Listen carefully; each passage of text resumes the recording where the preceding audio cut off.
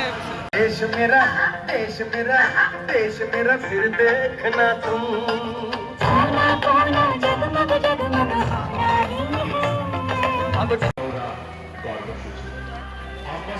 পরিষদের উদ্যোগে পুরো এলাকাকে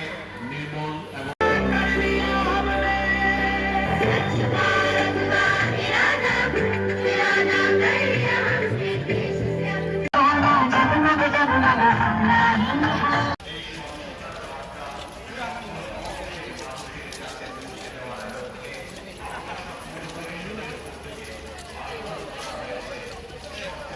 থেকে আজকে এই সচেতনতামূলক জনযাত্রায় আপনারা যারাই সামিল হয়েছেন আপনাদের প্রত্যেককে জানাচ্ছি আমরা শুভেচ্ছা এবং একই সাথে আপনারা যারা পদে উপস্থিত রয়েছেন আপনারা প্রত্যেকে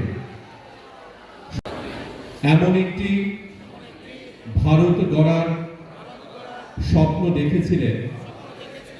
যা এবং পরিচ্ছন্ন রাখা। আমি এই প্রতিশ্রুতিটি গ্রহণ করি যে আমি আবার আমবাসীবাসীদের একটাই কথা বলতে চাইব যে স্বচ্ছ ভারত করতে গেলে আগে আমরা আমাদের পরিবার, আমাদের বাড়ি, আমাদের ঘর থেকে শুরু করা দরকার। আমরা যদি আমাদের বাড়ি, আমাদের পরিবার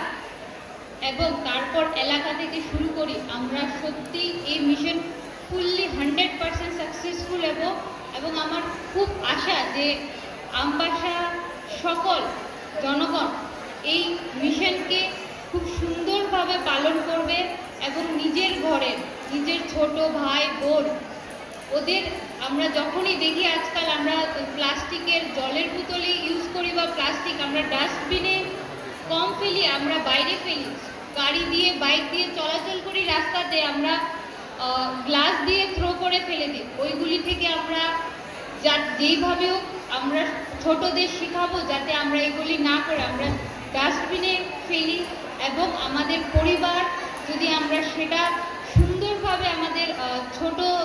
নেক্সট জেনারেশন যারা আছে ওদের কাছে পৌঁছাতে পারি তাহলে আমরা সত্যি যে আমাদের প্রিয় প্রধানমন্ত্রীর যে মিশন সেটা সাকসেসফুল হবে।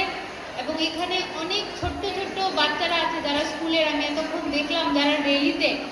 এত সুন্দরভাবে এত রোদের মধ্যে ওরা এত সুন্দর রাস্তাতে ডেমনস্ট্রেশন দিচ্ছিল। আমি আশা রাখবো যে এই মিশন এই আমবাসাতে খুব সাকসেসফুল হবে এবং আবারও আমবাসাবাসীদের আমার অনেক অনেক শুভেচ্ছা ভালোবাসা রইল। ভালো থাকবেন, সুস্থ